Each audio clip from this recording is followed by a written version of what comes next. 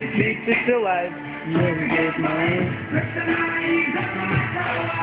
Assalamu alaykum, құрметті қазақ шәріп пенсийлері және де қазақ шәріп тыңдармандары. Сіздердің назарларыңызда ақын хақ, яғни халық арасындағы қазақ. Сіздерге айтайын дегенім бірнеше жақсы жаңалықтарым бар. Сіздерге тікелей Ембі қаласынан шығып тұрмын.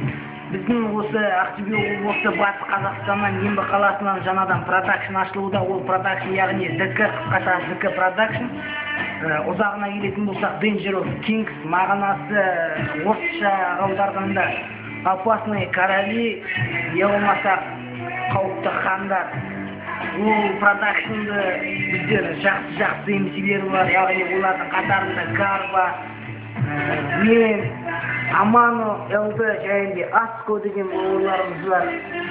Сіздерге жуырда жақсы жаңалықтарымыз бар. Жуырда сәуірде бірнеше клиптеріміз шығады, яғни Гарба бауырымыздың жақсы клиптері шығады.